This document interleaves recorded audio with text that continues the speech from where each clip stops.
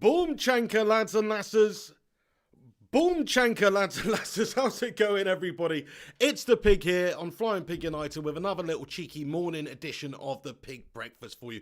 Good morning to you all. I hope you're all bloody fine and dandy this morning. Let's get into the hot topics of the day then. Thank you very much for joining me. Smack a cheeky thumbs up on it and let's freaking well do this.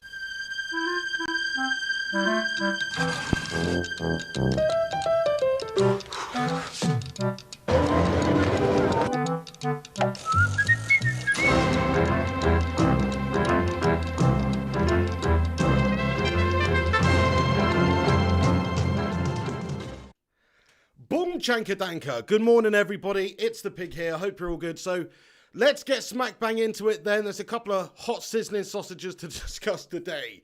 And thank you very much to you all for joining me and waiting patiently in here for me to get going today. Couple of technical hitches as there usually is on Fly Big United, but we're all good. We're here. We're good to go. I could see Atrex, Mikhail Kramer, Joel Lewis, Miz528, Eddie A, Neil Duffin in the house, DJ Samuel, Max, well, hello there, G-Wolf, Ellie, Primot Collective, Force, Full-Time Football. There's loads of people in here. So thank you very much for joining me today for this little cheeky paper talk. So we're just going to get into we don't do this often on the channel, but just to give everyone an update of what's going on Manchester United-wise, transfer-wise, and generally in the world of football. Have there been any new happenings? What's the situation with some of these prospective players that are coming to United? Let's take a little look into it then. So, I don't know if you have seen, but obviously Nathan Ake has been heavily linked to him at Manchester United. Apparently Solskjaer went over to him during the game against Bournemouth and said, we need a left-sided centre-back. Some BS like that. I don't know, they've got on the case with that one, lip reading, or whatever, just happens to be Stevie Wonder. But it's reported by the Daily Telegraph. So, you know, it must be true. But anyway, that is possible. Nathan Ake is actually a good player. I don't know if he's top class, but he's actually a good player. And he's quick, he is left-footed. So in some ways, I do think that it would be a good addition to Manchester United's defence. At the same time, we've got Lindelof, who actually is pretty decent. He's a good player. He's good on the ball, good pass for the ball. Doesn't read the game defensively the best as the top-class players in the game, I think, but he's a good, solid player. Eric Bailly still could come in and be that absolute beast to partner Maguire, potentially. Harry Maguire keeps getting megged and having all sorts of bloody nightmares. Look, there is question marks about Manchester United's defence, I'm not going to lie. We've still got Phil bloody Jones there. Wouldn't you rather swap Phil Jones for Nathan Ake? I think we probably all would take Nathan Ake over Phil Jones. So it's like there's a big situation there where we've got a bunch of players and but some of them, if not all of them, are maybe not top tier. So what do we do? What do we actually do? Do we go and get Nathan Ake from Bournemouth and hope that maybe we can progress him and develop it? He sort of fits into that Solskjaer mould of player that we're looking for right now. Or do we go for a big name, experienced Biast? You know, somebody like Koulibaly over Napoli is another player that is apparently linked with Manchester United, you know. United will go head-to-head with rivals Manchester City for the 29-year-old Senegal international signature, and that's from Independent newspaper. So, anyway, what I think about that one is he's 29. He's obviously got a couple more years at the very top. I always think the best years of a defender's career are from like 28 to 33 because they're really experienced. They've got all that that game time and experience of learning the game and reading the game, and they're just better players by that time. And they've got cooler heads, and generally, I think that's the best period of a defender's time. It's different as you go throughout the positions, but I think for a defender, 28 to 33, that's actually pretty damn awesome time to have him. And he obviously is an absolute beast over there. He's impressed any time I've seen him, which isn't that many times, but he does look like a good quality player. He's obviously held in very high regard by both sets of the media, both in Italy and in England. So I think he's a player that we should realistically be looking at because the United's defence is just not good enough at the moment. Like, it's decent, but if you actually look at what happened in the game the other day against Bournemouth, if we didn't have the attacking beast that we've got, and we didn't have Bruno and Pogba and Matic in real good form at the moment, and of course Rashford and Greenwood and Martial and all these guys doing their business up the top end of the pitch, then you would have seen a massive melt job from Manchester United yet again, because it was two defensive errors that gifted Bournemouth their goals. And you can't be doing that. You can't be doing that at this level if you want to go on and win games and win leagues and things like that. So, yeah, I do think that it's a position that United should be looking to strengthen. Is it the position that we need to strengthen immediately right now? I mean, I don't know. It's funny, isn't it? Because this whole Mason Greenwood situation has really thrown a spanner in the works. This kid's come into it. He's looking absolutely class. If we went and got a Jadon Sancho from Dortmund and spent the money and got Jadon Sancho in, he's 19 years of age. He's absolutely tearing up the Bundesliga. He's doing such impressive things over there. And he'll be doing it for England too. And he's a top quality player already at this age, and he'll only be getting better. So, of course, I want him. But it's like that will maybe hinder the development of Greenwood a little bit, because Greenwood seems good enough already to go into United's side and play on that right side of the pitch. Judging by what we've seen, judging by how clinical he is, he's got an automatic finish on him, He's got like some aimbot on him. It is actually unfair when he gets the ball, because he just bangs it in the back of the net. And you can't teach that, really. It's just a natural ability he's got on either side, both left and right. So I think that, what do we do? Do we go and get Jadon Sancho? Do we allow Mason Greenwood to stick around and maybe try and get somebody else to play across it? Greenwood can play across the whole front three. He can play CEM, left wing, right wing striker. So he's very versatile. He can fill in for Rashi one day. He can fill in for Martial next week. He can fill in for Sancho, say, on the right sometimes, So he is still going to play games. What do you guys think about that one? But I'm not sure if that is the position that we need to strengthen the most right now, because, and what about centre mid? Suddenly we've got Pogba come into it. Suddenly we've got Matic, who's looking great and just signed a new contract.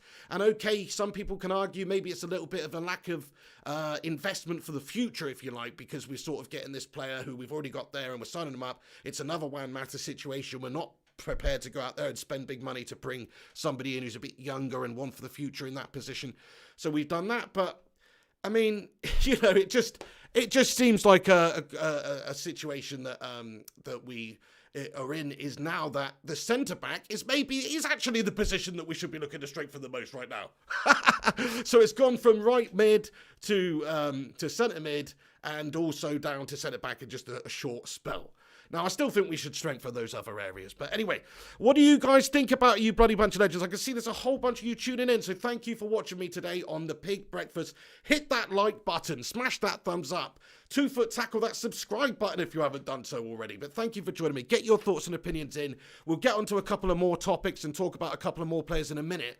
But I don't want to just lay too much down on your breakfast plate right now, I want to give you a little bit of a chance to digest it and, get those beans down and all that.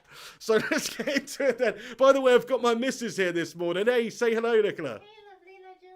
It's the missus, Mrs. P, in the house, live, coming at you live. Anything to say? You're all a bunch of legends. I'd like to say hello to you with my actual voice rather than in the chat. Hopefully they can hear you because the mic's set up this side, but hopefully they can.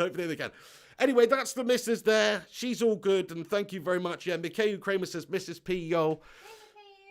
She hasn't made me one of her cups of tea, luckily, this morning. I've just got a glass of water and I made a coffee myself. Rude. You won't be getting one now either. Don't want one. Anyway. Right, okay, let's get into the comment section then. Thank you, Collective Force. He says, smash a like and share, guys. Thank you so much for that, dude. Neil Duffin, how you doing, Neil the Duffinator? He says, the Pig, Aki and Sancho, definitely both. Yeah, I mean, look, if I've got the choice, what do we want? Do we want United to have a Galactico squad, or do we want an 18-year-old to go in there and be the main man there, and then we've got Dan James to call on? And, no, we want the Galactico squad at United. That's what we deserve as a football club and as fans, to be fair, is to have a really great team. And Sancho is one of those players that fits into Ole Gunnar's whole mentality of trying to sign players that are younger, that are going to get better, and that are good enough now as well. And if you look at the type of signings that he's made, players like Aaron Wan-Bissaka, it sort of fits into that. He's fantastic. Harry Maguire's still the best of his career is to come. Like I said, my personal belief with a defender is their best years are 28 to 32, so there's still plenty to come from Harry Maguire. In regards to Nathan Ake, he seems like a good player. He's a good player. He's always been good for Bournemouth. He's quick, as we say. He gives us something different in that position. We still have Smalling. We still have Jones on the books. There's some people that might actually say, well, give Smalling a chance. He's been doing well over in Italy. But We've seen probably the best days from Chris Smalling, I think, but you never know. I mean, he's another one. We've got Jones and Smalling on the books. We've got Twanzebe on the books. We've got actually quite a number of centre-backs. So some of these centre-backs, if we were to sign a Nathan Ake or a Koulibaly, they would have to make way at some point. Because there's just too many of them there. So who is it that leaves? Are we going to get rid of Phil Jones and Smalling? Those probably make the most sense. You've still got Twanzebe, Bailly, Lindelof, Maguire. And then if you signed another centre-back, that gives you 5 to play across all competitions. You'd probably be all right, you know? So, yeah, what do you guys think about it then? What are your opinions? Would you rather Koulibaly? Would you rather Nathan Ake? Which one do you think's realistic? I think Nathan Ake's much more realistic. It's like a Jack Grealish situation. What's more realistic? You know, Jack Grealish or Sal over from Atletico. What's more realistic? Because look, he's obviously a lesser reputation player than the other. Koulibaly's in his most experienced years. He's a big name in a big team, and he's obviously built up a big reputation. And so whereas Nathan Ake's younger, he's obviously at a smaller team. It's a step up. They're also a team that are looking to possibly, maybe they'll get relegated. It's looking likely. And there's way more possibility that a player like Nathan Ake would come to Manchester United like Koulibaly. And there's way more possibility United could prize him off of a team like Bournemouth than a team like Napoli. And it's way more likely that they spend a lot less money to do so as well. So there's a lot of factors involved which make it a lot of sense. And also, if you look at Jack Grealish over at Aston Villa, that's way more likely than, you know, one of the other big name midfielders that we could get. Just because Aston Villa may get relegated, even if they don't, they're still a small club. They still have, they're still going to have a job keeping hold of somebody like Jack Grealish. And I'm not saying I personally want Jack Grealish. I think he's actually good. He's good out there on the pitch. You know, COVID-19 lockdown situations aside, he seems all right. But you know. I don't know, I'm just saying, those players are way more realistic, aren't they, than some of these big-name players that we might bandy around. Sancho should be the priority for me, though, just because he's such a good player. You can't allow him to go somewhere else and miss out on a player of his calibre. Fergie99 says, don't want Saul at all. A fair play, no, I was just using him as an example of somebody who's a bigger name, you know, bigger reputation player at a bigger club. It's like much less likely for him to sign for Manchester United than it is for, say, Jack Grealish to sign for Manchester United. Kayam Ali says, Pig, Virgil van Dijk wasn't top class at Southampton, but look at him. I think Ake will be better at United. I mean, that last season at Southampton, he was pretty top class, which is why, obviously, they did sign him. And they had a special team, actually, Southampton, at that side, and he was a part of it. But, yeah, no, I hear what you're saying. He obviously did get better. Like you say, we've had lots of situations where players have come in from lesser sides at Manchester United and improved and got better and been really good at United. You know, Alex Ferguson did it countless times with countless players. Where he's brought a player in, maybe they're at a certain time in their career and you're thinking, and then they go on and they do something pretty damn tremendous, or they do a great job for us for a period of time. So yeah, I'm feeling you on that one, my friend. I think he could easily get better at United. It's a step up in terms of the opposition that you're coming up against as well, playing in Europe, and just in terms of training and the teammates, everything's a massive step up at Manchester United. So surely he'd want to come. Surely he'd benefit as a player. The coaching, the teammates, the experience, everything would make him a better player coming to Manchester United, I'm sure. Matty the Rush Meister getting in here with the piggy emojis. Good morning to you, Matt Rush. Hope you're all good. Hey Dero official, how you doing, Hey Dero? He says, I don't get why we need a centre-back. We have Maguire, Bailey, Lindelof and Twanzebe and Bernard and Mengi. Yeah, fair enough, lad. I mean, we've got some good young players coming up. I see what you're saying. United's young players who are not even in the mix right now, like you say, the under-18s, the under-21s and stuff like that. We've got some gems in there. We have, so we should be looking out for them in the future. And I do think Twanzebe actually maybe has the ability to step up right now. I'd actually favour a bit of experimentation by Ole Gunnar Solskjaer in the back line right now, just to give Twanzebe an opportunity to see what he can do. But no, there you go. JP in the house. What's going on, JP? Good morning, Jay. He says, oh, don't worry, he's talking some rubbish. VK Dean says... No, he just says Matty Norms. I don't know what it means. VK Dean says Sancho, Grealish, Ake would be a great window. Yes, if we could get them wrapped up in the transfer window, that'd be amazing. Let me just go into, now we've covered those, let me just go into some of the other players that are being touted as coming to Manchester United soon. Because there's a whole bunch of them. Right, okay, Milan Skriniar, Jude Bellingham, Matteo Guendouzi. What's that all about? Why is Manchester United have been linked with a shock swoop for Arsenal's Guendouzi this summer? Ole Gunnar Solskjaer and Ed Woodward could offer up to 3 players for the 21-year-old. Daily Express, who writes this shit? In all honesty, like, who's going after Guendouzi after the season he's bloody had? I know he's 21, I know he's decent, whatever, but no, we're going to offer up 3 players for him. What's that all about? I hope if it is the case, I mean, it's Lingard, Jones, and bloody Pereira. You know what I mean? Maybe that actually does make a lot of sense. No, the PDL would not be happy about that one. Mark Gerardo, Jadon Sancho, Jack Grealish, David Alaba, Raul Jimenez, Senses Under, Mouassa Dembele, Willian, Leon Bailey, Wilfred Ndidi, Donny van den Beek, and Sufati, Corentin Tolisso, Wissam Ben Yedder, Federico Bernashedi, Ramos Rodriguez, Lautaro Martinez. Anyway, you get the point. There's a lot of players that are currently being linked to Manchester United right now. I do think the most realistic are the ones that are currently at the teams that are maybe going to get relegated soon, you know, or are in that fight or in that end of the table. The likes of Villa, the likes of Bournemouth with Nathan Ake and Jack Grealish. But I do think Manchester United should do the most we can to sign Jadon Sancho. And if it's a money thing, if we're not prepared to pay that 100 million, then quite frankly, I think we're having a bit of a mare, to be honest, because his track record is unbelievable for someone of his age. You're talking about contributing a goal a game for the season for Dortmund in the Bundesliga. 19 or 20 years of age, I think he is now. Around about that, 19/20 years of age. He's freaking young. He's going to be part of the England setup for a decade. He's already in Southgate's plans. He's already earned it. He's already performing. So, man, we should do all we can to get Jadon Sancho. And like you say, if we got Jack Grealish and Nathan Ake in that window, well, it would be a good window, wouldn't it? And if that allowed us to get rid of Jesse Lingard, if it allowed us to move on Phil Jones and some of these guys, then it's a good window, I think. And it sort of fits in with what Ole Gunnar Solskjaer is trying to do, which is sign younger players, which is signing good players, but hungry young players with something to prove who are generally taking a step up. So, yeah, I do think that it would make a lot of sense like that. But in terms of the transfer rumours, there's a lot going on. Thank you, Matt Rush. He says, smash a like for the pig. Much appreciated. Eddie A says, this transfer window isn't just signing players. We should continue to offload like Jones, Sanchez, Rojo, etc. That will allow us to replace them with players that will contribute to the team. Great point you brought up, Eddie A. Let's just have a little think about that then. So which players do you think Manchester United should basically get rid of, either let leave or try and sell or whatever?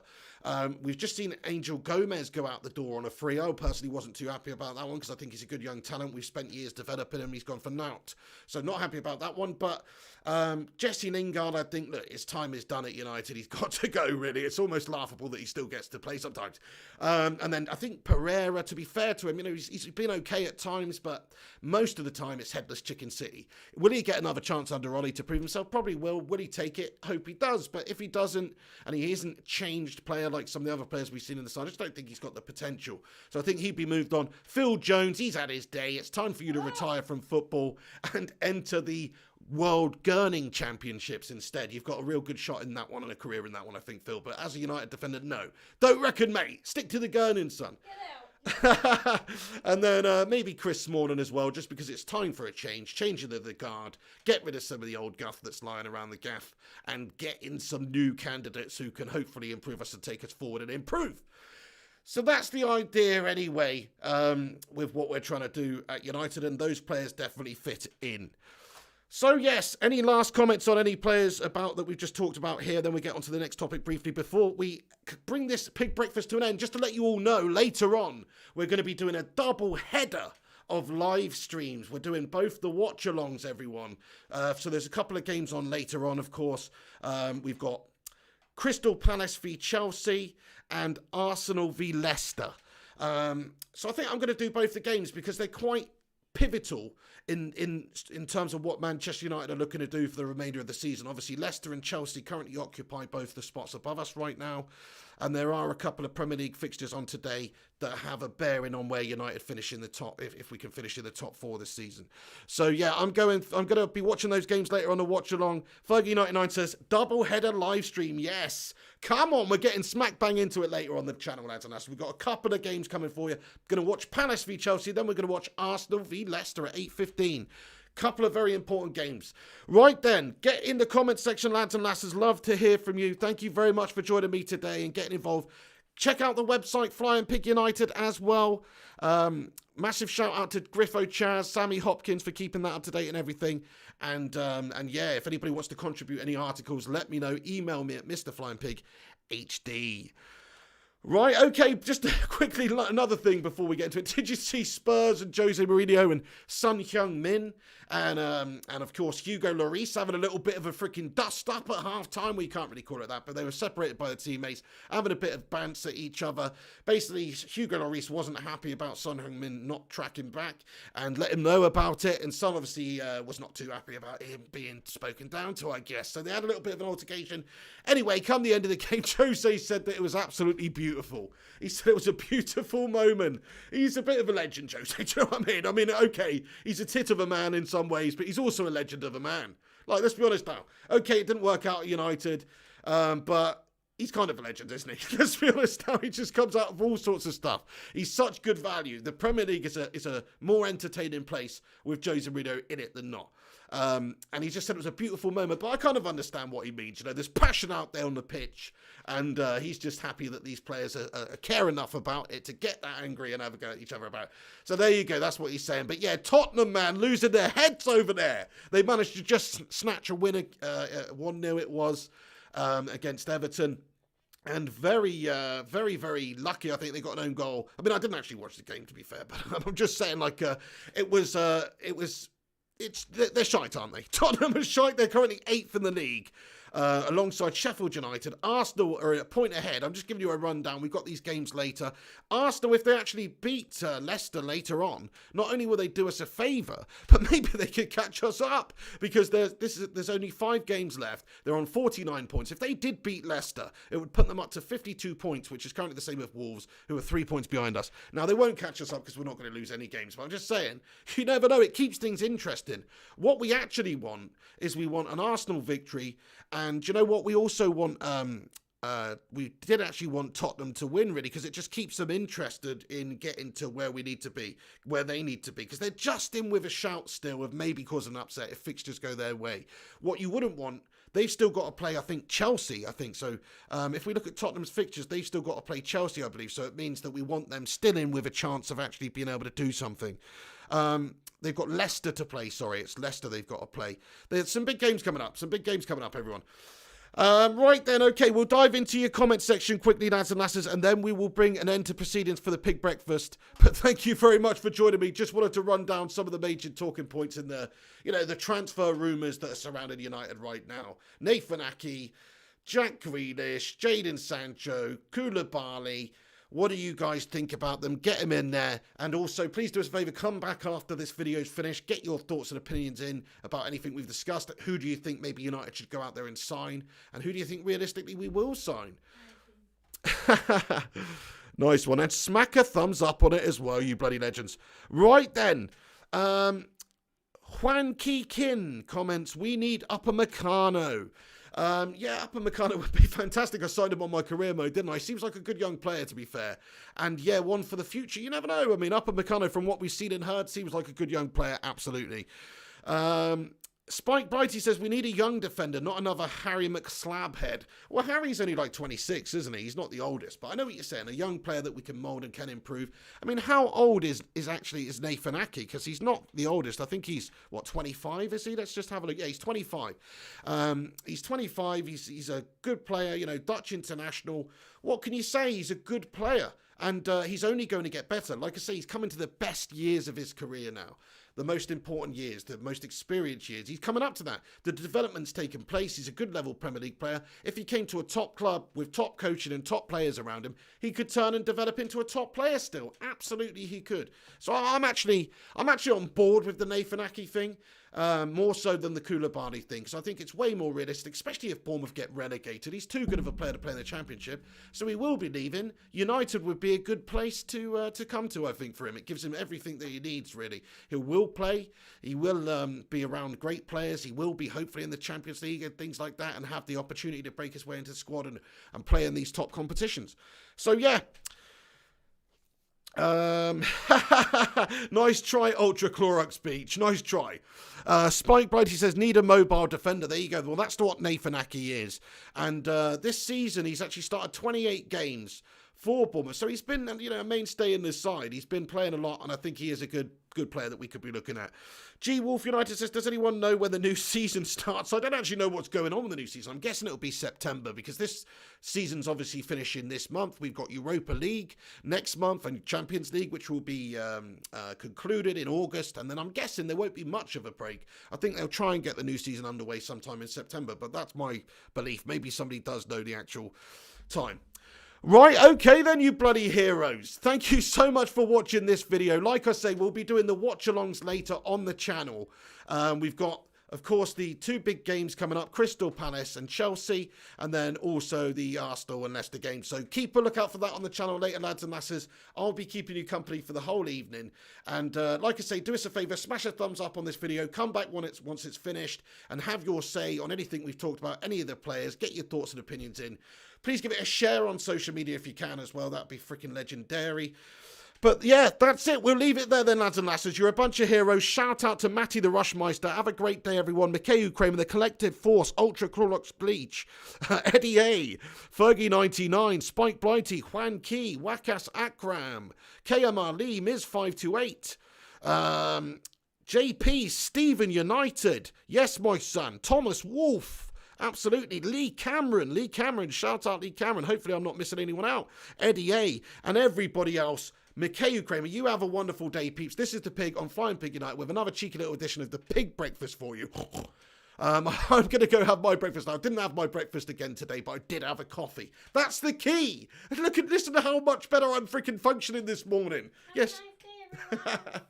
Yeah, yesterday was a melt. Yeah, say bye to the missus if you want in the live chat, everyone. Bye everyone, have a lovely day. Why do you sound super high pitched at the moment? You said the mic might not be able to pick me up. Oh, okay, so you've increased the frequency. Good thinking. All right then, guys. Thank you for watching. Have a good one. This is The Pig on Pig Breakfast. You know what to do. I'll see you on the next one later on for the watch-alongs. We'll have a preview coming tomorrow as well, and maybe another Pig Breakfast. We'll see. We'll have a preview coming, though, for the Manchester United versus Aston Villa game on Thursday. That'll be coming along tomorrow. Then, of course, we've got the watch-along on Thursday. So we've got a good few days wrapped up for you legends. Thank you very much for tuning in. Have a good one. This is The Pig. I'm going to leave it there then. Take it easy. See you on the next one. And come on, United.